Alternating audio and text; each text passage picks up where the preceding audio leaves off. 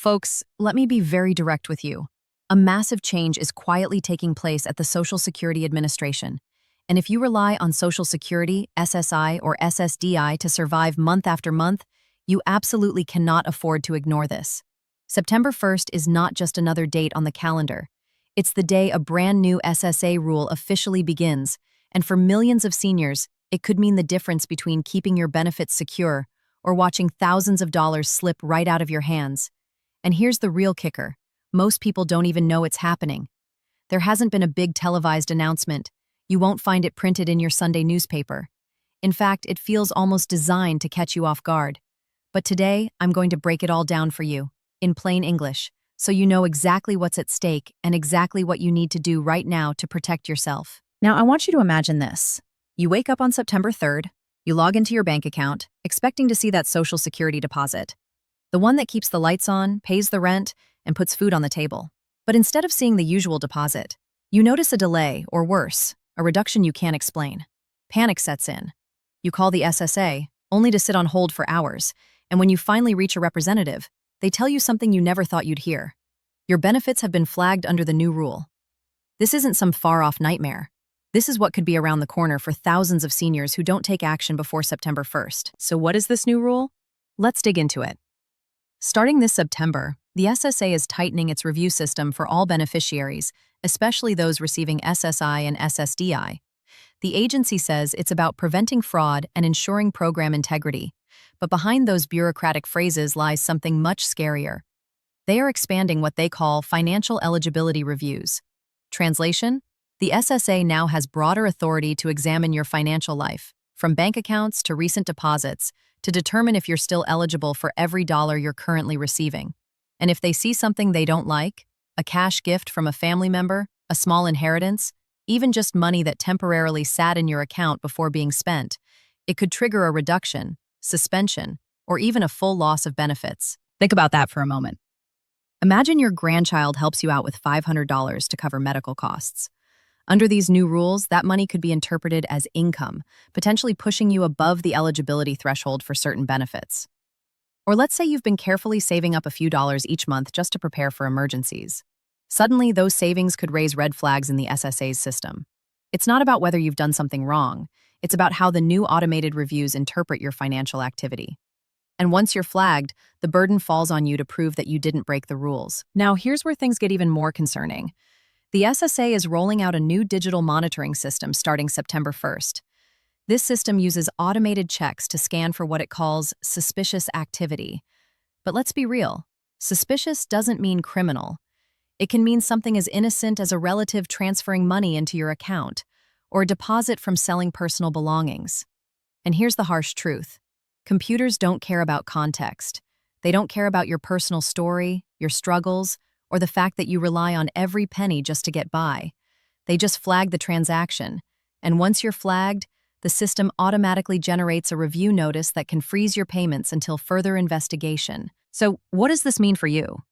It means you need to act now, before the rule takes effect. Step 1 is to review your bank activity carefully. Look at what's been going in and out of your account over the last 3 months. If you've had any unusual deposits, make sure you have documentation to explain them. Step 2. If you rely on financial help from family, you need to be extremely careful about how that money is transferred. Cash gifts, direct deposits, even checks could all look like income under the new system. And step 3, keep records. Every deposit, every withdrawal, every expense that could be questioned by the SSA. You need to have the paper trail ready. Because if you don't, and the system flags you, you'll be scrambling to explain yourself after your payments have already been interrupted. Now, I know what some of you are thinking. This sounds extreme. Could they really cut off benefits that people depend on just because of small deposits? The answer, unfortunately, is yes. We've already seen cases where seniors had their SSI reduced or suspended because of small financial changes the SSA interpreted incorrectly. And with this new rule, the agency is essentially automating that process, making it faster, stricter, and less forgiving. Let's put this into perspective. SSI recipients are only allowed to have $2,000 in countable resources if they're single, or $3,000 if they're married. That limit hasn't been raised in decades. Yet now, with this new system, the SSA is doubling down on enforcing those outdated limits more aggressively than ever. That means if you go even a dollar over, you could be penalized. And when I say penalized, I don't just mean losing benefits for 1 month. In many cases, the SSA claws back money, demanding repayment for what they consider overpayments. That could leave you owing hundreds or even thousands of dollars. Money you don't have, money you never thought you'd be asked to return. And let's not forget SSDI recipients. While their benefits aren't based on financial resources in the same way as SSI, they're still subject to income and work activity reviews. This new system allows the SSA to more closely monitor deposits that might indicate side income or part-time work. Again, even innocent situations, like being reimbursed for gas money or receiving a one-time payment for something you sold online, could be misinterpreted. So where does that leave you? It leaves you with a very clear choice.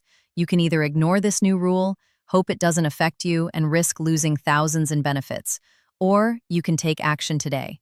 Review your finances, organize your paperwork, and make sure you're not caught off guard when the SSA's new monitoring begins on September 1st. But let me be crystal clear about something. This isn't about scaring you. This is about preparing you. The SSA has made it clear that they will be stepping up reviews. They have made it clear that the new system is designed to catch people off guard. And they have made it clear that the burden of proof will be on the recipient. That means you, and that's why you need to be ready. I'll leave you with this. For decades, seniors in America have worked hard, paid into the system, and trusted that Social Security would be there as promised. And yet, here we are, with rules that haven't been updated in decades, being enforced more aggressively than ever, with systems designed to flag and punish ordinary people who are just trying to get by.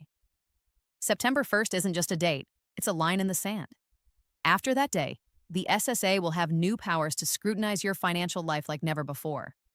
And if you don't take steps now to protect yourself, you could find yourself waking up to a very unpleasant surprise in your bank account. So, my message to you is simple. Don't wait. Don't brush this off. Don't assume it won't affect you. Review your finances today, get your paperwork in order, and talk to your family about how they support you financially. The more prepared you are, the less likely you'll be to lose out when the new SSA rule kicks in. Because when it comes to Social Security, one mistake, one misunderstanding, one overlooked deposit could cost you everything. And once it's gone, it's a long, painful road trying to get it back. So take this seriously. Act now, protect your benefits, and don't let September 1st be the day you regret not doing something when you had the chance.